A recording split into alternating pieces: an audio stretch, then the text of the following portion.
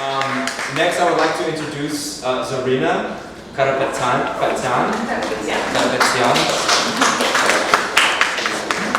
Thank you for being here. Of course. How are you? Good. So again, reference for Zarina's piece.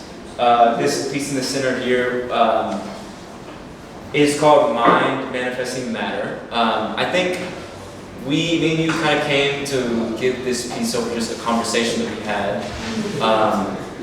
I think we were more so trying to figure out what was good for you to kind of present at this show. And I wanted it to be sort of a centerpiece to kind of like envelop the whole space, because as you can tell, the curation is very much so about texture and kind of having a thickness to certain pieces and paintings that I personally like in work. And I mean, obviously this piece represents that very well. But before we get into maybe the technicality of the piece, maybe tell us a little bit about where you're from and how Dallas and your relationship with people here has affected you and maybe influenced you in any way. Yeah, okay, so I was born in Armenia, and then we came here when I was 1 year old. So we were escaping war. So my first relationship with Dallas was community. So the JCC took us in, and so it feels like ever since then, like the community is just... The JCC, what do you... Yeah, it's a Jewish Community Center. Okay. So they sponsored us and brought us here and took care of us, but I'm a Buddhist, and so I've gotten to know a lot of different communities, and I feel like Dallas is so great at that. Yeah. And, you know, yeah, that's the beginning, but even now, 29 years later, it still feels really community driven. And so my relationship with building, firstly, my interest in art has always been super supportive. And then now as an adult with a career in art, it also feels like, it's kind of like, okay, what are we doing? How are we gonna make these things happen? So Yeah. I feel like Dallas really has that, like how can we get you where you want to go? Energy. Sure, You know? yeah. And I mean, there's a lot of, I mean, specifically you said you came here into a Jewish community and all of that, but maybe speak to a little bit about like the artistic community that you found and kind of how you started painting, or maybe you started in some different craft. Like, how did that actually come about? So when I was like around 12 years old, my parents put me in formal painting classes. And like, we did not have money or anything like that, but it was like, what do you want to do? And I was like, well, I want to be a painter. And they were like, okay, you're going to a Russian guy. So I studied under like a Russian teacher for at least a decade. And so that was my whole training, was formal painting for the first 10 years.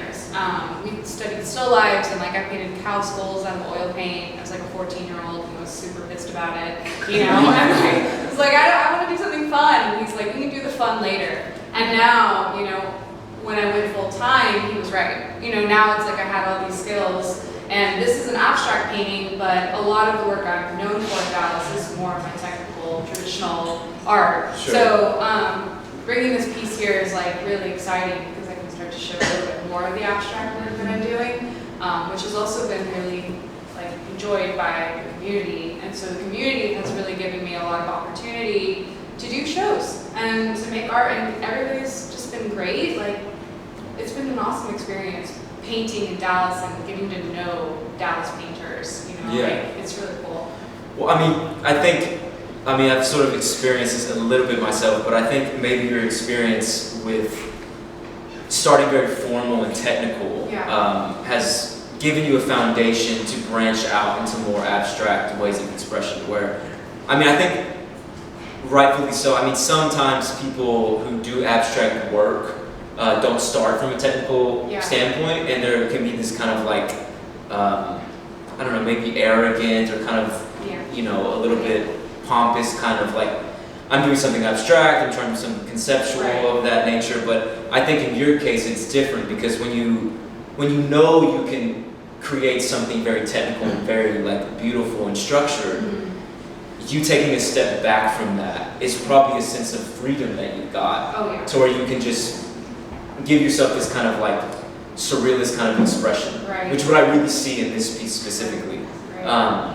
Maybe you can talk about when you had the idea about this piece and kind of what, you know, inspired this more abstract kind of, you know, conceptual perspective. Right. So when I was doing all the technical painting, I was like, this is taking a lot of time.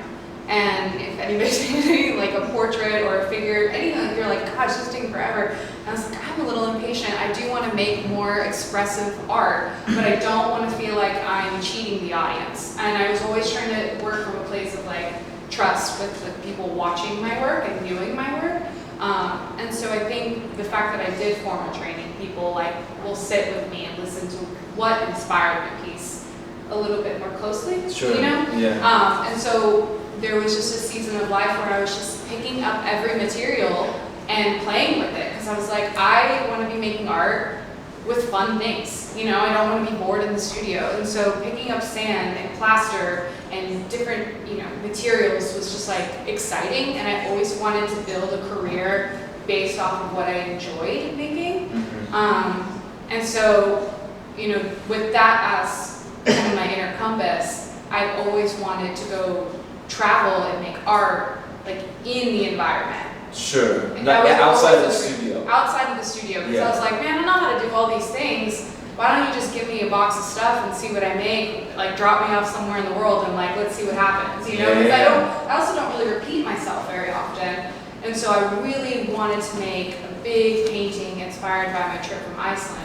And so that piece is inspired by that trip specifically.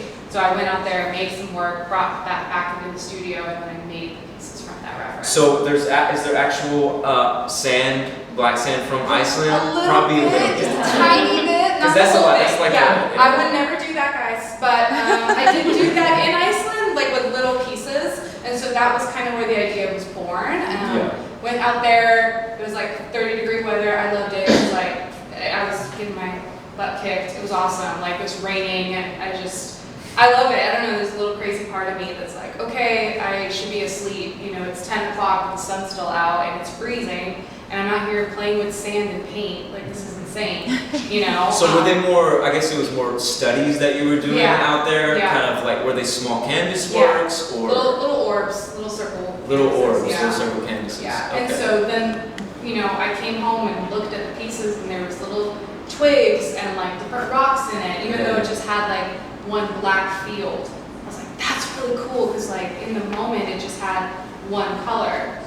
From a vantage point. From a vantage point. And so this piece, you know, from a vantage point just looks black, and the closer you get to it, you see all the special little moments represented by crystals and semi-precious, you know, jewels and stuff like that. So little twigs, you know, little pieces, but you have to look closely at it, because I wanted to bring that memory into the piece where you're like, you know, oh, I'm gonna get really close with this earthly element to see what's inside. Well, also I think the scale of it now. The scale is great. The scale is I love big work. I think big work is really fun. Yeah, for sure. Yeah. So, well, how long did you think it took you to do this piece? I know you said you were kind of experienced this kind of sense of impatience. Yeah. Was it a long process, or was it just kind of very?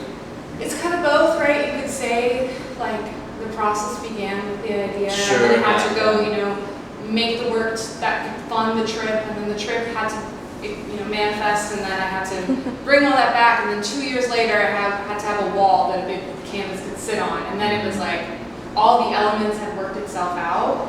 And I like to be a very strategic artist. Like I don't like messes. Really? So it's like, if I'm gonna make a mess, it's gotta be like 2 or 3 days at the most. So this piece only took about 2 or 3 days. Okay. Yeah, that's actually a quick turnaround. Yeah, because I'm just like, I knew what I was doing, so I was able to strategize my time for sure and energy, and I like the finished product. So yeah. Beautiful. Does anybody have any questions for Zarina?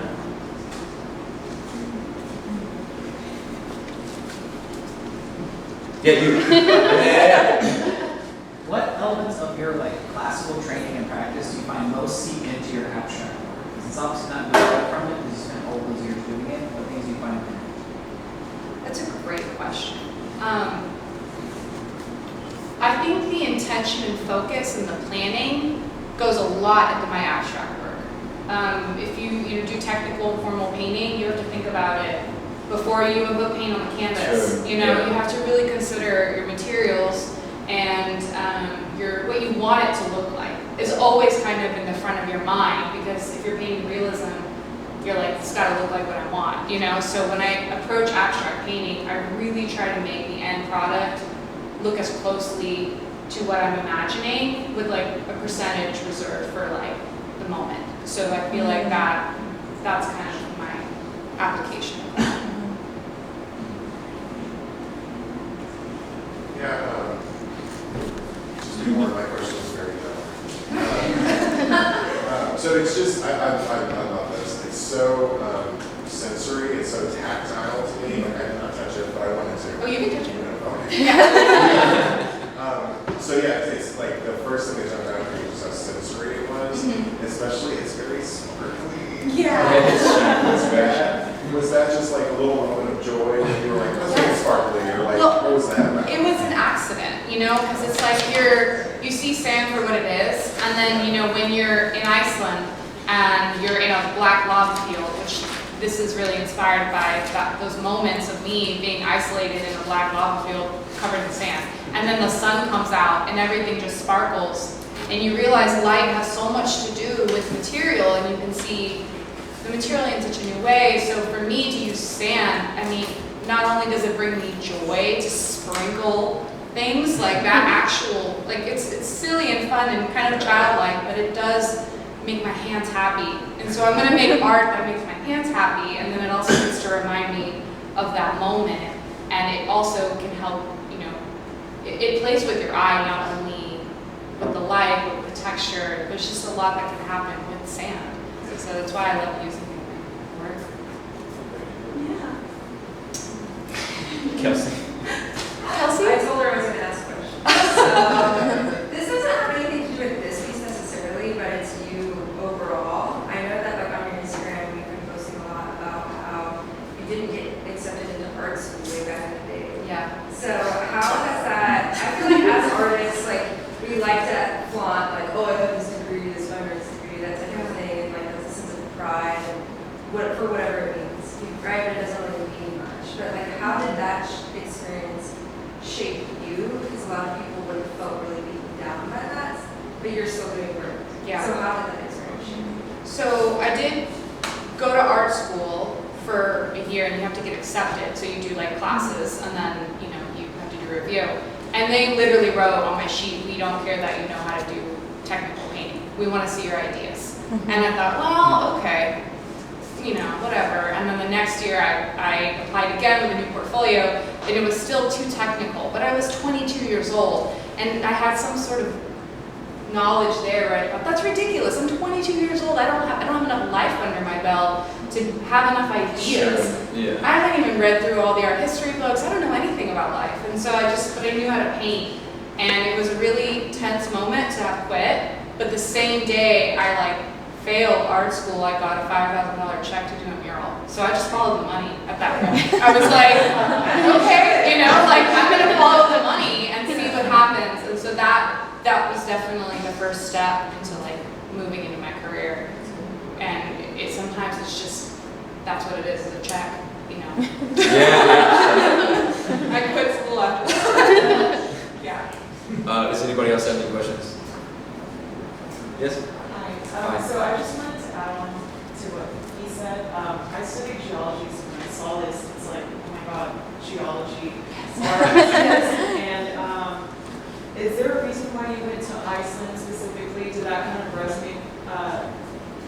Did it kind of like inspire you to make this painting? Because Iceland is so heavily based on like nature. Yeah. Okay. All above, yes. It's like when I traveled before to all these places. You know, I spent the first 2 years of my career like broke, but like, okay, I'm gonna go see the world. That's what you're supposed to do, right? And then when I always wanted to go to Iceland because it's like the newest body of earth on earth, right? And so it's just like an active plane, and it's just all new earth.